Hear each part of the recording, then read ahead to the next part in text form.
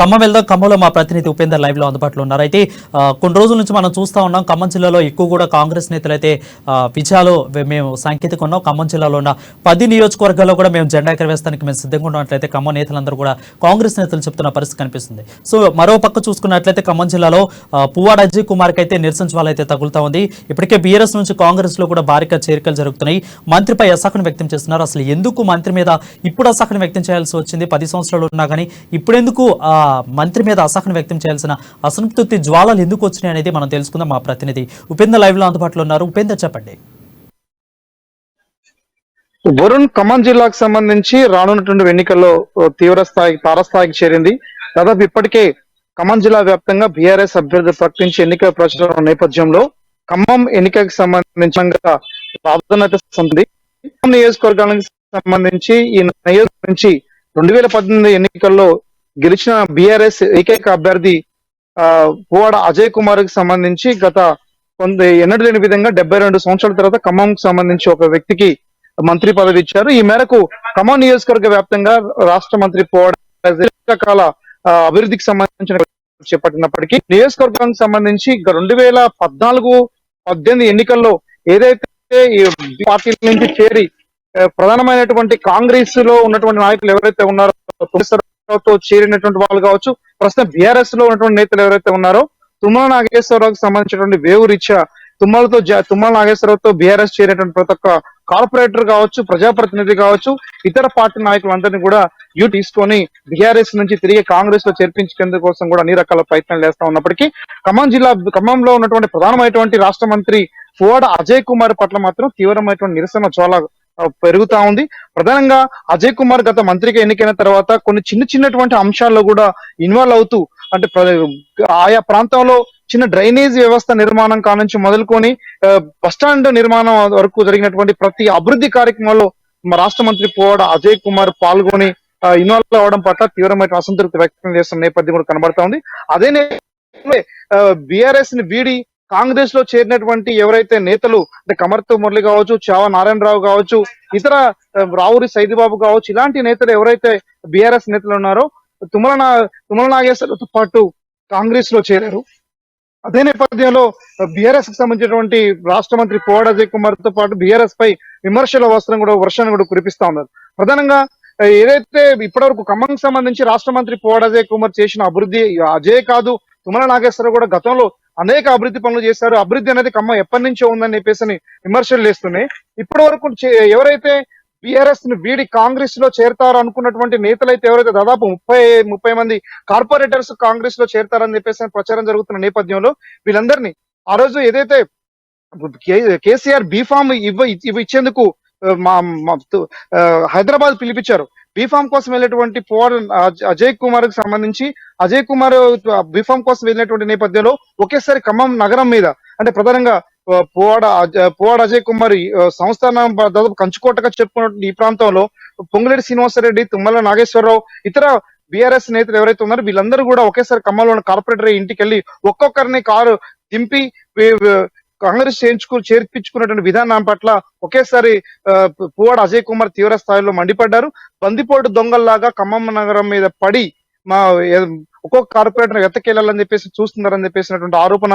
అదే నేపథ్యంలో ఖమ్మంలో ఉంటే నా తడాకేందో చూపిస్తానని చెప్పేసి చెప్పినటువంటి వ్యాఖ్యానం ఏదైతే ఉందో వీటి పట్ల కూడా తీవ్రమైనటువంటి అసంతృప్తి. రైట్, అక్కడున్న ప్రజలైతే ఉపేందర్ మంత్రిగా ఉండి డివిజన్ స్థాయి సమస్యలపై కూడా జోక్యం చేసుకోవడం పట్ల అసంతృప్తి వ్యక్తం చేస్తున్నారు. ఎక్కువగా ఇన్వాల్వ్ అవుతున్న పరిస్థితి అక్కడ కనిపిస్తుంది. అంటే ఇన్ని రోజులు మెలకుండా ఉండి ఇప్పుడు వాళ్ళు అసంతృప్తి వ్యక్తం చేయడానికి దీని వెనకాల ఉన్న కాంగ్రెస్ నేతలు హస్తం అనేది ఉంది అనుకోవచ్చా? ఖచ్చితంగా 100% వరుణ్, ఏదైతే శైలి ఉందో అంటే నాగేశ్వరరావు పట్ల ఏదైతే సంతృప్తికరమైనటువంటి వాతావరణం కాంగ్రెస్ ఇప్పటికే బలం పుంజుకుందో దీన్ని నియంత్రించేందుకోసం కూడా ఇప్పటికే బీఆర్ఎస్ నేత పువ్వాడ అజయ్ కుమార్ వ్యూహాత్మక అడుగులు వేస్తా ఉన్నారు. అయితే ఏదైతే చెప్పినటువంటి వ్యాఖ్యానం ఉందో ఇప్పటికే కార్పొరేటర్ చేరతారనుకున్న అనుమానితులు ఎవరైతే ఉన్నారో వీళ్ళందరితోటి ఒక మీటింగ్ ఏర్పాటు చేసి ఆ కార్పొరేటర్ ని కూడా పువ్వాడ అజయ్ కుమార్ బెదిరించారని చెప్పేసి కూడా ఇప్పటికే అక్కడక్కడ కార్పొరేటర్లు చెప్పుకుంటా ఉన్నారు. అంటే ప్రధానంగా గతంలో ఎలక్షన్ సమయంలో ఏదైతే వార్డులో గెలిచేందుకు కోసం పువ్వాడ అజయ్ కుమార్ కేటాయించినటువంటి ఏదైతే ఫండింగ్ ఉందో ఆ ఫండింగ్ ని వాపస్ నాకు వాపస్ ఇచ్చేయండి అని చెప్పేసి బెదిరించినట్లుగా సమాచారం ఉంటుంది. దాదాపు పువ్వాడ అజయ్ కుమార్ తీవ్ర స్థాయిలో కార్పొరేటర్ చేరుతారు అనుమానితుల మీద ఆగ్రహం వ్యక్తం చేసినట్టుగా సమాచారం అందుతుంది. అంటే ఖమ్మం నియోజకవర్గంలో ఇప్పటికే గెలుస్తాడు అనుకున్నటువంటి అజయ్ కుమార్ ఎవరైతే ఉన్నారో ప్రస్తుతం తుమ్మల నాగేశ్వరరావు చేరికతోటి కాస్త ఎలక్షన్ టైట్ గా నడిచే అవకాశం కూడా కనబడతా ఉంది. 2014 ఇద్దరు కూడా ప్రధాన ప్రత్యర్థులు ఉన్నప్పటికీ కూడా ఇరువురి యొక్క పోటీ జరిగినటువంటి ఎన్నికల్లో అజయ్ కుమార్ స్వల్ప మెజార్టీతో గెలుపొందటం, ప్రస్తుతం అప్పుడు ఉన్నటువంటి కాంగ్రెస్ అభ్యర్థిగా అజయ్ కుమార్ ఉన్నారు, బీఆర్ఎస్ అభ్యర్థిగా తుమ్మల నాగేశ్వరరావు ఉన్నారు. ప్రస్తుతం అది రివర్స్ అవ్వడం ద్వారా ఎవరు గెలుస్తారు ఏంటి అనేది కూడా ఖమ్మం నగరంలో ఇప్పటికీ చర్చ కొనసాగుతా ఉంది. అయితే ప్రధాన ఖమ్మంలో ఉన్నటువంటి వ్యాపార వర్గాల్లో కావచ్చు, ప్రజల్లో కావచ్చు, ప్రజాప్రతినిధులు కావచ్చు, ప్రధానంగా మధ్యతరగతి ప్రజల్లో కావచ్చు ఇప్పటికే ఎవరి వైపు ఉండాలి అనేది కూడా ఇప్పటికే తీవ్ర స్థాయిలో చర్చించుకుంటున్నట్టుగా సమాచారం అందుతుంది.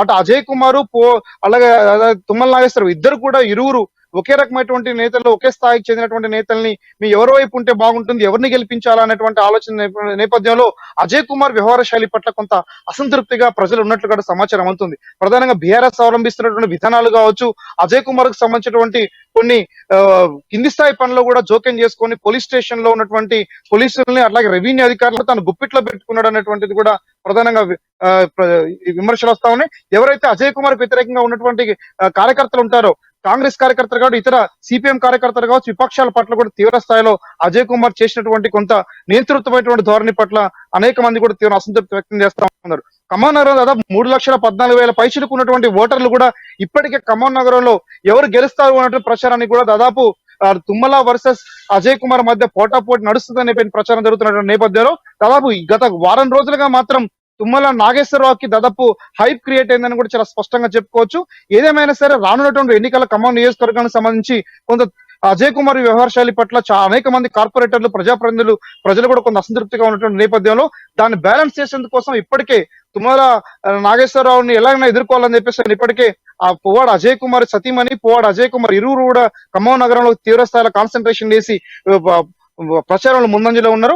అదే నేపథ్యంలో ఆ పువ్వాడ అజయ్ కుమార్ గెలిపించేందుకోసం కూడా రాజ్యసభ సభ్యులుగా ఉన్నటువంటి బొద్దిరాజు రవిచంద్ర కూడా తన వ్యూహాత్మకంగా తన నగరంలో అన్ని చోట్ల కాపు ఓట్లను ఆకర్షించే పనిలో ఉన్నటువంటి నేపథ్యం కనబడతా ఉంది. ఓవరాల్ గా జిల్లా వ్యాప్తంగా అంటే ప్రధానంగా ఖమ్మం నియోజకవర్గానికి సంబంధించి నియోజకవర్గంలో ఎవరు గెలుస్తారు అనేటువంటిది, ఎవరి వైపు ఉండాలి అనేటువంటిది కూడా ఇప్పుడు వ్యాపార వర్గాలు, ప్రజలు, ప్రజాప్రతినిధులు సమీక్షిస్తా ఉన్నారు. రానున్నటువంటి రోజుల్లో మరింత మంది కార్పొరేటర్లు కూడా కాంగ్రెస్ వైపు అడుగులేసిన అవకాశం ఉందని కూడా ఇప్పటికే జోరుగా ప్రచారం జరుగుతా ఉంది.